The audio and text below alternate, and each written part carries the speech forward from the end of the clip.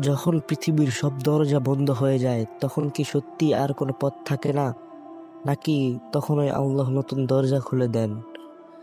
রাত তখন গভীর, শহরের কোলাহল থেমে গেছে, কিন্তু রাহাতের মনে ঝড় থামেনি। বিছানার কোণে বসে সে ছাদের দিকে তাকিয়েছিল, চোখে পানি, বুক ভরা কষ্ট, হতাশা। এক সময় রাহাত ছিল স্বপ্ন ভরা একজন তরুণ। বড় কিছু করার ইচ্ছে ছিল তার, পরিবারকে সুখ দেওয়ার ইচ্ছে ছিল, কিন্তু একের পর এক ব্যর্থতা যেন তার জীবনকে ভেঙে দিল। পরীক্ষায় ফেল, বন্ধুরা দূরে সরে গেল, চাকরির চেষ্টা ব্যর্থ, পরিবারের চাপ। ধীরে ধীরে সে নামাজ ছেড়ে দিল, দোয়া ভুলে গেল, আল্লাহর সাথে সম্পর্ক দূরে চলে গেল। সে ভাবতে লাগলো, আমার জন্য কিছুই নেই, আমি শেষ। একদিন বিকেলে তার সবচেয়ে কাছের বন্ধু বলল, তুই কিছুই করতে পারবি না, তোর কোনো ভবিষ্যৎ নেই। এই কথাটা রাহাতের বুক ভেঙে দিল। সে বাড়ির ভিতর দরজা বন্ধ করে দিল। চারদিকে অন্ধকার, আর তার ভিতরেও অন্ধকার। রাত বাড়তে লাগলো। হঠাৎ মসজিদের মাইকে থেকে ভেসে এলো ফজরের আজান। এই শব্দটা যেন তার হৃদয়ে আঘাত করলো। রাহাতের চোখ দিয়ে পানি গড়িয়ে পড়তে লাগলো। সে ধীরে ধীরে উঠে অজু করলো। অনেকদিন পর সে সেজদায় গেল। সেজদায় পরেই সে ভেঙে পড়ল।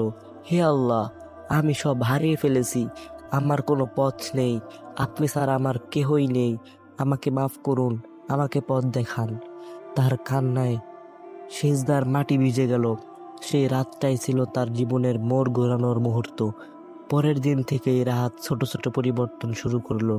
ফজরের নামাজ, প্রতিদিন কোরআন পড়া, আল্লাহর উপর ভরসা। সে নিজেকে বলল, আমি চেষ্টা করব, ফল আল্লাহ তাআলার হাতে। দিন যায়, সে আবার পড়াশোনা শুরু করলো, মোবাইল কম ব্যবহার করলো, খারাপ বন্ধুদের ছেড়ে দিল। কঠিন ছিল, অনেক সময় সে ক্লান্ত হয়ে পড়তো, কিন্তু প্রতিবার সে মনে করত, আল্লাহ তাআলা আমার সাথে আছেন। ধীরে ধীরে তার ভিতরে শান্তি আসতে শুরু করলো। যে হৃদয় আগে ভেঙে গিয়েছিল, এখন সেখানে আশার জন্ম নিচ্ছে। 1 মাস পরে সে আবার পরীক্ষায় বসলো। এবার সে পাশ করলো। তারপর একদিন হঠাৎ একটি ছোট চাকরির সুযোগ পেল।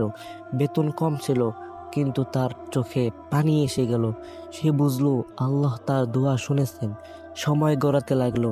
পরিশ্রম, ধৈর্য আর নামাজ, এই 3টা জিনিস তার জীবন বদলে দিল।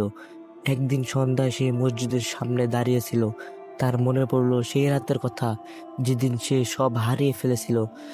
আজ সে বুঝতে পারলো, সব হারানো আসলে হারানো ছিল না, এটা ছিল আল্লাহর দিকে ফিরে যাওয়ার ডাক। রাহাত হাসলো, চোখে শান্তির অশ্রু।